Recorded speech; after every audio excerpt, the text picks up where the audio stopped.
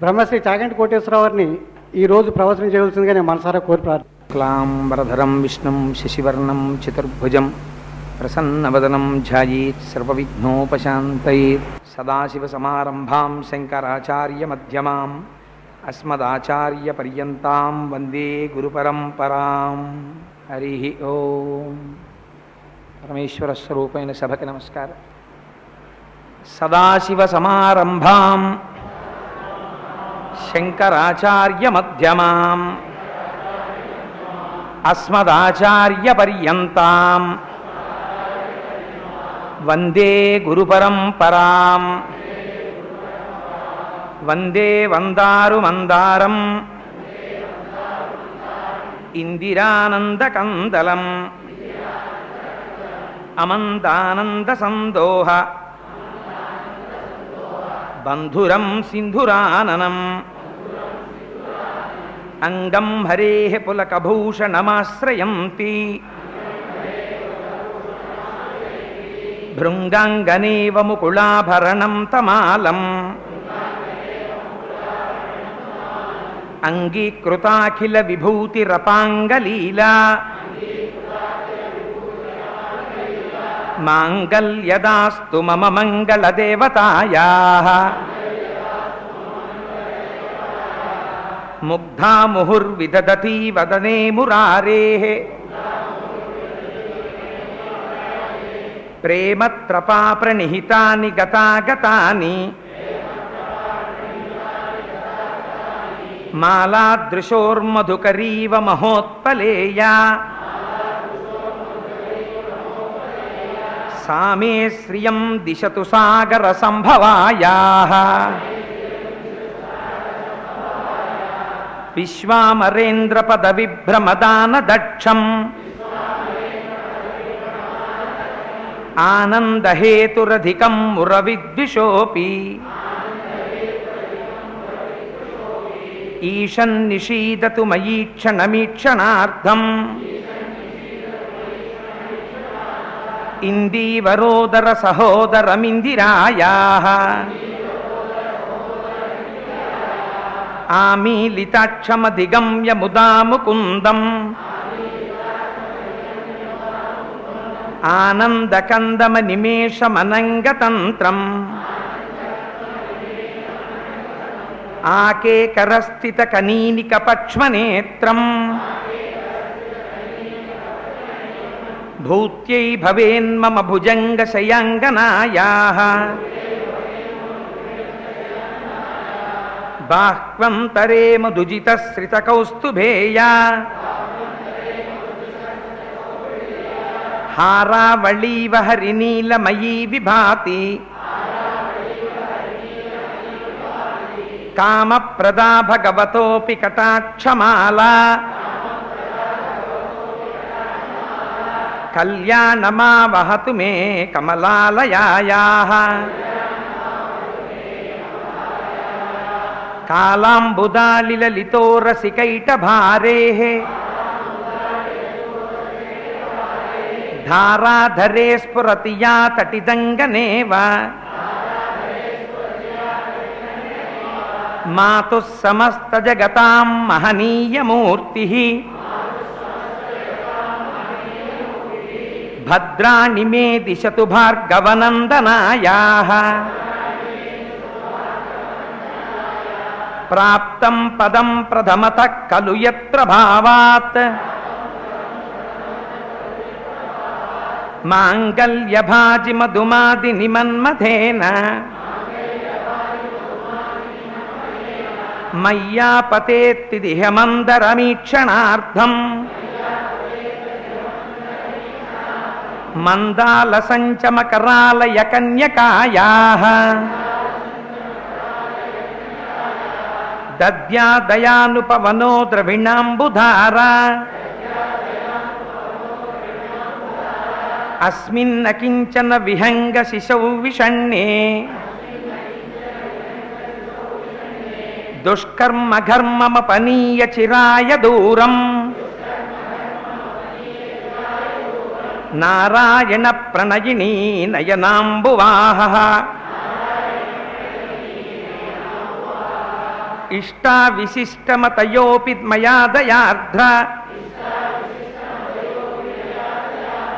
దృష్ట్వా స్త్రివిష్టపదం సులభం లభంతే దృష్టి ప్రహృష్ట కమలోదరదీప్తిరిష్టాం పుష్టిం కృషీష్టమమ పుష్కరవిష్టరాయాః గీర్దేవతేతి గరుడధ్వజ సుందరీతి శాకాంబరీతి శశిశేఖరవల్లభేతి సృష్టిస్థితి ప్రళయకేలిషు సంస్థితాయై తస్మై నమస్త్రిభువనైక గురోస్తరుణ్యై శ్రుత్యై నమోస్తు శుభకర్మ ఫలప్రసూత్యై రత్యై నమోస్తు రమణీయ గుణార్ణవాయై శక్త్యై నమోస్తు శతపత్ర నికేతనాయై పుష్టై నమోస్తు పురుషోత్తమ వల్లభాయై నమోస్తు నాళీక నిభాననాయై నమోస్తు దుగ్ధోదధి జన్మభూమ్యై నమోస్తు సోమామృత సోదరాయై నమోస్తు నారాయణ వల్లభాయై సంపత్కరాణి సకలేంద్రియనందనాని సామ్రాజ్యదాన నిరతాని సరోరుహాక్షి త్వద్వందనాని దురితాహరణోద్యతాని మామేవ మాతరనిశం కలయస్తు మాన్యే యత్కటాక్ష సముపాసనా విధి సేవకస్య సకలార్థ సంపదః సంతనోతి వచనాంగమానసైః త్వాం మురారి హృదయేశ్వరీం భజే సరసిజనయనే సరోజహస్తే ధవళతరాం శుకగంధమాల్యశోభే భగవతి హరివల్లభే మనోజ్ఞే త్రిభువనభూతికరి ప్రసీద మహ్యం దిగ్ఘస్తిభిః కనకకుంభముఖావసృష్ట స్వర్వాహినీ విమలచారు జలప్లుతాంగీం ప్రాతర్నమామి జగతాం జననీమశేష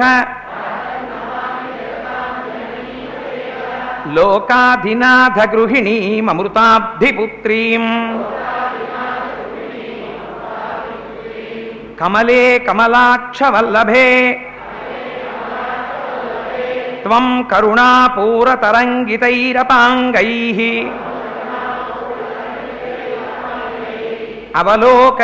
అవలోకయామకించనానాం ప్రథమం పాత్రమకృత్రిమం దయాయాః స్తువంతి యే స్తుతిభిరమూభిరన్వహం త్రయీమయీం త్రిభువనమాతరం రమాం గుణాధికా గురుతర భాగ్యభాజినో భవంతి తే భువి బుధ భావితాశయాః.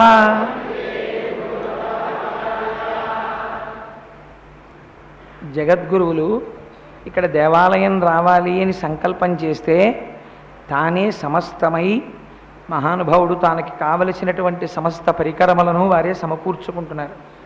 ఇంత ఆశ్చర్యం అంటే శంకర భగవత్పాదుల యొక్క చేతిలో జ్ఞానదండం ఉండాలి కదా, ఆ జ్ఞానదండము కావాలని విశాఖపట్నం శారదాపీఠాధిపతులు పరమహంస పరివ్రాజకాచార్య శ్రీ శ్రీ శ్రీ స్వరూపానందేంద్ర సరస్వతీ స్వాముల వారికి ఫోన్లో విజ్ఞాపన చేస్తే వారు మా అభ్యర్థనని మన్నించి మహానుభావుడు నిన్నటి రోజునంతా జ్ఞానదండాన్ని అక్కడ ఉన్న శారదాదేవి యొక్క చేతిలో పెట్టి నిన్నటి రోజంతా ప్రత్యేక పూజలు చేసి ఆ జ్ఞానదండాన్ని ఇవాళ కాకినాడ పట్టణానికి పంపిస్తున్నారు.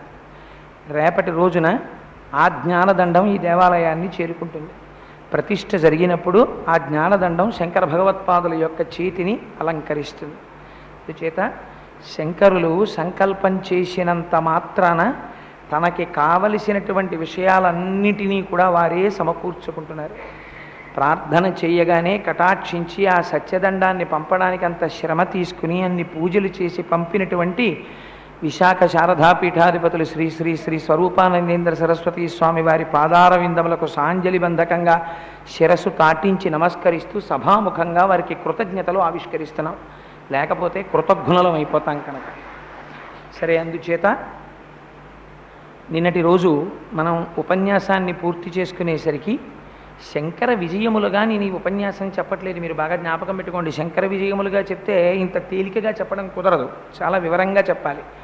కానీ నేను ఒక విహంగ వీక్షణం కింద మాత్రమే శంకర భగవత్పాదుల యొక్క జీవితంలో ఉన్న గొప్ప గొప్ప విషయాల్ని స్పృశించడానికి ప్రయత్నం చేస్తున్నాను. అమృత భాండాన్ని పట్టుకుని ఇందులో ఏది అమృత బిందువు అని అడగడం ఎంత అవివేకమో, శంకరుల జీవితాన్ని పట్టుకుని ఇందులో మహోజ్వల ఘట్టం ఏది అని అడగడం అంతే అవివేకం. ఎందుకంటే ప్రతి ఘట్టము సముజ్వలమే. కానీ మన ఆనందం కోసం కొన్ని ఘట్టాలని స్పృశించడం అంతే. నిన్నను మనం ఉపన్యాసం పూర్తి చేసేసరికి బహుశా నాకు జ్ఞాపకం ఉన్నంత వరకు స్వామి తన తల్లిగారైనటువంటి ఆర్యాంబ ఆ పూర్ణానదికి వెళ్ళి స్నానం చేయడం క్లేశంతో కూడుకుని ఉన్నదని ఆ గంగాస్తవం చేసి ప్రార్థన చేసినంత మాత్రము చేత పూర్ణానది తాను ప్రవహించేటటువంటి మార్గమును విడిచి శంకర భగవత్పాదులు నివసించేటటువంటి ఆ కుటీరము ముందు నుంచి ప్రవహించడం ప్రారంభించింది. అమ్మగారు ఎంతో సంతోషంగా అందులోకి వెళ్ళి ప్రతిరోజు స్నానం చేసి ఆనందిస్తూ ఉండేవారు. ఇలా కొంతకాలం గడిచిన తరువాత ఒక రాజు, ఎవరో పెద్ద పెద్ద వాళ్ళందరూ చాలా వృద్ధులు, అపారమైనటువంటి తేజస్సంపన్నులు, ఒక్కొక్కరిని చూస్తే కోటి సూర్యులు ఒక్కసారి ప్రకాశిస్తున్నాయా అన్నంత తపస్విలు, అంతటి తేజోమయ స్వరూపులు ఒక 6 వాళ్ళ కుటీరానికి విచ్చేశారు. వాళ్ళ యొక్క తేజస్సు చూడగానే ఆర్యాంబ ఆశ్చర్యపోయి వారికి అతిథి మర్యాదలు చేసి సపర్య చేసి, అయ్యా మీరెవరు అని ప్రశ్న వేశారు. ఆ వచ్చిన వాళ్ళు అన్నారు, అమ్మా నా పేరు గౌతమ మహర్షి అంటారు, నేను గౌతమ మహర్షిని అన్నారు. గౌతమ మహర్షి ఒకరింటికి రావడం అంటే మీరు ఆలోచించండి ఎలా ఉంటుందో. 2వ వారిని చూసి ఆర్యాంబ అడిగింది, అయ్యా మీరెవరండి అడిగింది. అమ్మ నేను అగస్త్య మహర్షిని అన్నారు. 3వ వారిని అడిగింది, అయ్యా మీరెవరు అంది. నేను అత్రి మహర్షిని అన్నారు. అలా మహర్షులందరూ బయలుదేరి శంకరుల యొక్క కుటీరానికి వచ్చారు. ఆర్యాంబ ఏమిచ్చిందో ఆ ఇచ్చిన పాలు తాగారు. మధుపర్కం ఇచ్చింది అన్నారు. గమ్మత్తు. మధుపర్కం అంటే ఇవాళ మన మధుపర్కాలు ఎలా తయారైపోయాయి అంటే, మధుపర్కం అంటే జరి మధుపర్కాలు ఎడతారా అండి అంటారు. మధుపర్కం అంటే యథార్థమునకు బట్టలు కావు. మధుపర్కం అంటే తేనె. కొత్తగా పెళ్లి కొడుకు వస్తున్నప్పుడు తన కాబోయే అల్లుడు కనుక పరమ ప్రీతితో ఎప్పుడు అత్తకి అల్లుడికి ఆ అనుబంధం అలాగే కొనసాగాలని నీయందు ఒక కొడుకుని చూసినట్టుగా అపారమైన ప్రేమను ఆవిష్కరిస్తున్నానని చెప్పడానికి అత్తగారు పరమ సంతోషంగా ఎదురు వెళ్ళి అల్లుడికి కొంచెం తేనె ఇస్తుంది. ఆ తేనె అల్లుడు స్వీకరిస్తాడు. దాన్ని మధుపర్కం అని పిలుస్తారు. ఇవాళ మధుపర్కం అంటే అది పోయింది. జరీ బట్టలు మధుపర్కాలు అనుకుంటున్నారు. జరీ బట్టలు మధుపర్కాలు కావు. ఎవరు పెట్టారో తెలియదు ఆ మాట. మధుపర్కం అంటే తేనివ్వడం. శంకరుల యొక్క జీవితంలో రాశారు, ఆర్యాంబ వచ్చినటువంటి ఋషులకు మధుపర్కం ఇచ్చినది అని చెప్పారు. మధుపర్కం అంటే ఆ తేనెని ఆ వచ్చినటువంటి ఋషులందరూ గ్రహించారు. వాళ్ళందరూ అక్కడ అరుగుల మీద కూర్చున్నారు. ఎటువంటి వాళ్ళు? అగస్త్యుడంటే సముద్రాన్ని ఔపోసన పట్టినటువంటి మహానుభావుడు, వింధ్యపర్వతాన్ని తల పైకెత్తకుండా చేసినటువంటి వాడు, భూభారమును 2 వైపులా సమానంగా చెయ్యగలిగిన వాడు. అటువంటి అగస్త్య మహర్షి, గౌతమ మహర్షి, అత్రి మహర్షి ఓ పక్క అరుగు మీద కూర్చున్నారు. ఓ పక్క అరుగు మీద బాలశంకరుడు కూర్చున్నారు. ఇన్నేళ్ళు ఇంకా 8వ ఏడు నడుస్తోంది. ఈ మహర్షులందరూ తన పిల్లవాడితో సంస్కృతంలో శాస్త్ర చర్చ చేస్తున్నారు. వాళ్ళందరూ ఎక్కడెక్కడ విషయాలో అడుగుతున్నారు. ఫలానా భాష్యంలో ఆ సూత్రానికి అర్థం ఏమిటి, ఫలానా బ్రహ్మసూత్రానికి వ్యాఖ్యానం అసలు ఖచ్చితంగా ఏమొస్తుంది అని అడుగుతుంటే ఆ తల్లి, పిచ్చి తల్లి ఆర్యాంబ ఆశ్చర్యపోయి ముక్కున వేలేసుకు చూస్తోంది.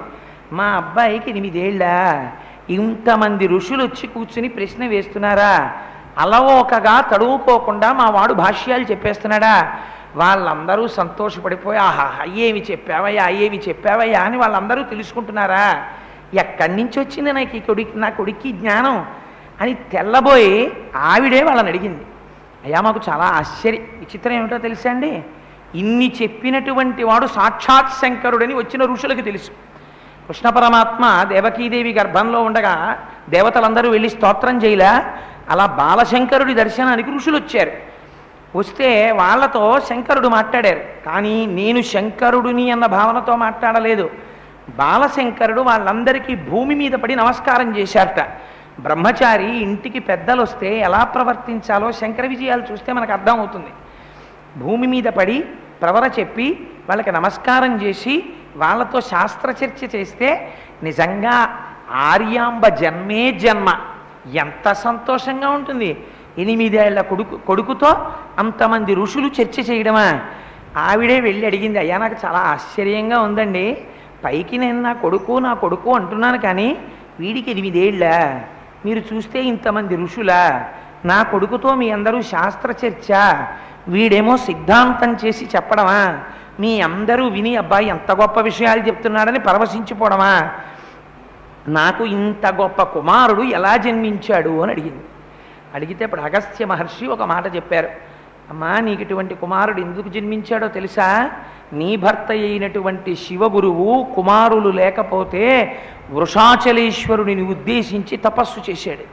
అందుకే పిల్లనిచ్చే ముందు ఏం చూస్తారంటే వీడికి ఐశ్వర్యం ఎంత వస్తుంది, వీడికి ఎంత కలిసి వస్తుంది, వీడు ఎన్ని ఇళ్ళు ఉన్నాయి, ఇవి కాదు చూడవలసింది, వాడి యొక్క ఉపాసనా బలం ఏమిటి, వాడు ఈశ్వరుణ్ణి ఎంత ఆరాధన చేస్తాడు. ఆయన చేసిన ఈశ్వరారాధనకి కైలాస శంకరుడు కుమారుడిగా వచ్చాడు. అందుకని అమ్మా నీ భర్త చేసినటువంటి అపారమైన తపస్సమ్మ, కైలాస శంకరుడు కదలి నీకు కుమారుడిగా జన్మించాడు. కానీ నీ భర్తకి వరం ఇచ్చినప్పుడు పరమశివుడు ఒక మాట చెప్పాడు. ఏమని, భూర్యాయురస్తదగుణా నవద్విజేష సర్వజ్ఞమేకమపి సర్వగుణోపపన్నం. అల్పాయుర్దాయం కలిగినటువంటి కుమారుడే జన్మిస్తాడు. ఎందుకని, లోకమునకంతటికీ జ్ఞానభ చేసేటటువంటి జగద్గురువు కనుక అటువంటి వాడికి తక్కువ ఆయుర్దాయంతోనే ఇస్తానన్నారు స్వామి. ఒప్పుకున్నాడు శివగురువు. అందుకని నీ కుమారుడు స్వల్పాయుర్దాయం ఉన్నవాడు అన్నారు. అంటే ఆ తల్లి అడిగింది, అంటే నా కుమారుడు ఎన్నేళ్ళు జీవిస్తాడు అని అడిగింది. అడిగితే అగస్త్య మహర్షి అన్నారు, 8 ఏళ్ళు బతుకుతాడమ్మా అన్నారు. ఆ తల్లి గుండెలు కడుపులోకి జారిపోయాయి. ఎందుకని, అప్పుడు 8వ ఏడు నడుస్తోంది శంకరాచార్యుల వారికి. 8 ఏళ్ళ నా కొడుకు జీవించేదని అడిగింది. కాదమ్మా, 8కి 8 కలుపుకో, 16 సంవత్సరములు జీవిస్తాడు. 8 పక్కన 8 వేసుకో, 16 అని అనుకోకు, నేను చెప్పినట్టే జరుగుతుంది, గుర్తుపెట్టుకో.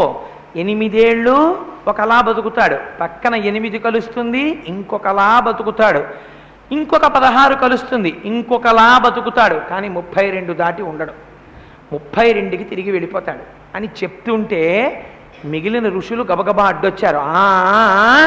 అగస్త్య మహర్షి ఏమిటి అంత వివరంగా చెప్పేస్తున్నారు, చెప్పకండి అన్నారు. ఎందుకని, అది శంకరుల యొక్క అవతార రహస్యం అది. అందుకని అంత వివరంగా చెప్పకూడదు, తల్లికి చెప్తే బెంగ పెట్టుకుంటుంది, అందుకని చెప్పవద్దన్నారు. అంటే అగస్త్య మహర్షి ఆపు చేసేసారు. చేసేసి అమ్మా మేము సెలవు పుచ్చుకుంటున్నామని ఋషులు వెళ్ళిపోయారు. వెళ్ళిపోయిన తర్వాత పాపం ఆవిడ కంటికి మంటికి ఏకధారగా ఏడ్చింది. కట్టుకున్నటువంటి భర్త కొడుకుకి ఉపనయనం చెయ్యకుండానే వెళ్ళిపోయాడు. కడుపున పుట్టిన కుమారుడు మహాజ్ఞాని జన్మించాడని సంతోషించాను, కానీ నా దురదృష్టం వీడు అల్పాయుష్కుడు, వీడు 32 సంవత్సరములకు వెళ్ళిపోతాడంటున్నారు. అందుకని నాయన శంకరా నేను ఒక కోరిక కోరుతాను, ఎవరైనా పితృ రుణం ప్రధానంగా తీర్చుకోవాలి. నీ తండ్రి గారు తపస్సు చేసి నిన్ను కన్నారు, నువ్వు కూడా శాస్త్రములో ఏమిటంటే 8 సంవత్సరములకు వరకు మాత్రమే పురుష సంతానమునకు అన్యమైన విషయముల మీద ధ్యాస ఉండదు. 8 దాటితే వాడికి అన్య విషయముల మీద దృష్టి ఏర్పడుతుంది అంటుంది. అందుకు నీకు 8వ సంవత్సరం నడుస్తోంది కనుక నీకు యోగ్యమైనటువంటి వధూమణిని చూస్తాను, నువ్వు వివాహం చేసుకొని కుమారుణ్ణి కను. అప్పుడు కనీసం మన వంశం ఇక్కడితో ఆగిపోకుండా ఉంటుంది, నీ పితృరుణం తీర్చుకున్నవాడివి అవుతావు. అంటే శంకరులు అన్నారు, అమ్మా నేను నీతో ఒక మాట చెప్పాలనుకున్నానమ్మా. ఒక కొక్కానికి ఒక వ్యక్తి తాను వేసుకున్నటువంటి లాల్చీ విప్పి కొక్కానికి తగిలించి పెరటిలోకి వెళ్ళి కాళ్ళు కడుక్కుని ఇంట్లోకి వచ్చే లోపల ఆకాశము మేఘావృతమై పెద్ద గాలి వీస్తే ఆ గాలి ఇంట్లోకి వస్తే కొక్కానికి తగల్చబడినటువంటి వస్త్రము పెద్దగా ఊగి కింద పడిపోవడానికి సిద్ధంగా ఉన్నప్పుడు ఎలా ఉంటుందో మనుష్య జీవితము అలా ఉంటుంది. ఎందుకని ఏ క్షణంలో ఈ శరీరం వెళ్ళిపోతుందో ఎవ్వరికీ తెలియదు. నాకు అన్నీ తెలుసు అంటాడు. ఇది ఎప్పుడు వెళ్ళిపోతుందో ఎవ్వడికి తెలియదు. వెళ్ళిపోతుందని తెలియని వాడు భ్రాంతిలో బతుకుతున్నాడు. ఇది 32కి వెళ్ళిపోతుందని నాకు తెలుసు. ఎందుకమ్మా నేను స్త్రీని వివాహం చేసుకోవడం, ఎందుకు నాకు ఆ లంపటం, ఎన్ని జన్మలయ్యాయో, నువ్వేదో నన్ను వివాహం చేసుకోమంటున్నావు, కోడల్ని తీసుకురమ్మంటున్నావు. అమ్మా నీకు ఇత పూర్వం జన్మలు లేవా? ఎంతమంది కొడుకులయ్యారు, ఎంతమంది కోడళ్ళయ్యారు, ఎందరూ కూతుళ్ళో, ఎంతమంది అల్లుళ్ళో. ఒక్కసారి ఊపిరి వెళ్ళిపోయిందా ఎక్కడెక్కడి నుంచి కొడుకులు రానివ్వండి, కోడళ్ళు రానివ్వండి, కూతుళ్ళు రానివ్వండి, అల్లుళ్ళు రానివ్వండి, ఎంత ఏడవనివ్వండి, ఎంత తల మొత్తుకోనివ్వండి, ఆ జీవి ఇలా కన్ను విప్పి కూడా చూడదు.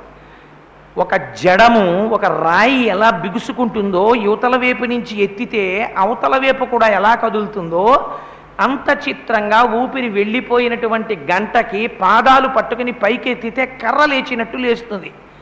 అలా బిగుసుకుపోయే స్వభావం ఉన్నటువంటి ఈ శరీరానికి మళ్ళీ వివాహమా? దీనికి ఒక భార్య, దీనికి బిడ్డలా? ఎవరిని ఉద్ధరించడానికమ్మా? ఈ జన్మలో కోడలు అంటున్నావు, ఇత పూర్వం లేరా నీకు కోడళ్ళు? ఎన్ని జన్మలయ్యాయి? ఎందుకు వచ్చిన లంపటం అమ్మా? నా మనస్సుకి సన్యాసమును స్వీకరించి మళ్ళీ నేను జన్మ ఎత్తవలసినటువంటి అవసరము లేకుండా ఈ జన్మలోనే నేను తరించి నన్ను కన్నవాళ్ళని తరింప చెయ్యాలని ఉంది. అందుచేత అమ్మా సన్యసించడానికి నాకు అనుమతి కటాక్షించు అన్నారు. ఎందుచేత అంటే తల్లిగారి యొక్క అనుమతి లేకుండా సన్యసించడానికి వీలు లేదు. శాస్త్రం కొన్ని పద్ధతులను పెట్టింది సన్యాసానికి. సరే, ఇప్పుడు నేను వాటి గురించి వివరంగా చెప్పదలుచుకోలేదు. అందుచేత తల్లిగారి అనుమతి లేకుండా బాలశంకరుడు సన్యాసం స్వీకరించకూడదు. అంటే అమ్మగారు అన్నారు, ఒక్కనాటికి నిన్ను సన్యాసం తీసుకోవడానికి అంగీకరించాను. ఎందుచేత అంటే భర్త గారు వెళ్ళిపోయారు, నాకున్నది ఒకే ఒక్క కుమారుడవు, నువ్వు సన్యసించి వెళ్ళిపోతే నేను ఏమి చెయ్యాలి? నిన్ను తలుచుకుంటూ నేస్తూ కూర్చోవాలి. అందుకని నేను అలాంటి జీవితం నేను జీవించలేను. అంత శంకరుడికి జన్మనిచ్చినా ఆశ్చర్యం ఏమంటే తల్లి యందు మాత్రం ఇంకా మమతానురాగములు, ఆ ప్రేమ అవి మాత్రం పోలేదు.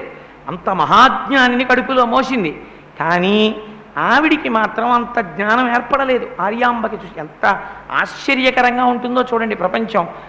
నువ్వు వివాహం చేసుకోవలసిందే అంది అమ్మగారు. సరే, ఆ ప్రస్తావన అక్కడతో ఆగిపోయింది. ఒకానొక నాడు బాలశంకరుడు తల్లితో కలిసి స్నానానికి వెళ్ళారు. వెళ్ళి అమ్మగారు స్నానం చేశారు.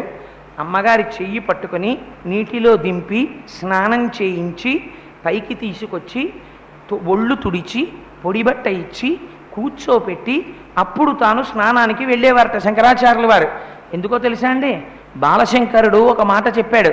తనకి చిన్నతనంలో విద్యాబుద్ధులు నేర్పినటువంటి ఉపాధ్యాయుడికి అటువంటి ఉపాధ్యాయులు 10 మంది పాదములు పట్టి ప్రయత్నపూర్వకముగా అతి వినయముతో శుశ్రూష చేసి ప్రవర్తిస్తే ఎంత పుణ్యం వస్తుందో అంత పుణ్యము గాయత్రీ మంత్రాన్ని ఉపదేశం చేసినటువంటి ఒక్క గురువు యొక్క శుశ్రూష చేస్తే వస్తుంది. అలా గాయత్రీ మంత్రాన్ని ఉపదేశం చేసినటువంటి యొక్క స్థాయిలో ఉన్నటువంటి వారికి 100 మందికి సేవ చేసినటువంటి పుణ్యం తండ్రికి సేవ చేస్తే వస్తుంది. తండ్రికి సేవ చేసినటువంటి పుణ్యం లాంటి పుణ్యం 1000 మంది తండ్రుల సేవ చేసిన పుణ్యం ఒక్క అమ్మకి సేవ చేస్తే వస్తుంది. కొన్ని మాతృదేవోభవ, ఇంతకన్నా గొప్పది ప్రపంచంలో లేదు. అందుకని నేను అమ్మ సేవ చేస్తానన్నారు శంకరాచార్యుల వారు. అని ప్రతిరోజు మహానుభావుడు మనం శంకరాచార్యుల వారి జీవితంలోంచి నేర్చుకోవాలండి, అలా బతకాలి అసలు. అమ్మకి స్నానం చేయించి తాను స్నానానికి దిగేవారు. పిల్లవాడు కదా, వెలిగిపోతుండేవాడు. చక్కగా నీళ్లలో దిగి సంతోషంగా ఈత కొడుతూ స్నానం చేస్తున్నారు. స్నానం చేస్తూ ఒక పెద్ద కేక వేశారు. అమ్మా నన్ను పట్టుకుందమ్మా అన్నారు. ఏమిరా నాయనా అంది అమ్మ ఒడ్డు నుంచి. అమ్మా నన్ను మొసలి పట్టేసుకుంది, నా 2 కాళ్ళు దాని నోటిలో ఉన్నాయి, అది నన్ను క్రమక్రమంగా మింగేస్తోంది, నేను ఇంకా దాని నోటిలోంచి బయటికి రాలేను, అయిపోయింది నా జీవితం, 8 ఏళ్ళు నాకు అయిపోయింది, వెళ్ళిపోతున్నాను, అమ్మా నన్ను క్షమించు, నీకు నేను ఏ సేవ చెయ్యలేకపోయాను, కానీ నిన్ను ఒక్క అనుమతి కోరుతున్నాను, నాకు వివాహము కాలేదు, నేను పిల్లల్ని కనలేదు, ఏ సంస్కారము పూర్తి కాకుండా నేను ఇలా కానీ వెళ్ళిపోయినట్టయితే దానికి ఒక పరిపూర్ణత ఉండదు, అందుకని ఆతురత సన్యాసం స్వీకరిస్తాను. అంటే మానసిక సన్యాసం అంటే చేతిలో దండం పట్టుకున్నానా, కాషాయ వస్త్రాలు ఇచ్చారా, గురువులు ఇచ్చి శాస్త్రోక్త సన్యాసం ఇచ్చారా, ఇవ్వలేదు, కానీ మానసికంగా సన్యసించేస్తాను. సన్యసిస్తే నేను ఉద్ధరింపబడతాను, నన్ను కన్నటువంటి వాళ్ళు పైతరాల వాళ్ళు ఉద్ధరింపబడతారు, అందుకనమ్మా అనుమతి, నేను సన్యసిస్తాను. సన్యసించడం పునర్జన్మ, అందుకని పునర్జన్మ కనుక నాకు ఇక్కడతో జన్మ అయిపోయినట్టు లెక్క, కాబట్టి మొసలి నన్ను విడిచిపెట్టచ్చు. ఒకవేళ విడిచిపెట్టిందా, సన్యాసిగానైనా నీ కళ్ళ ముందు తిరుగుతాను, నువ్వు అనుమతించలేదా ఈ శరీరం మొసలి చేత తినివేయబడుతుంది.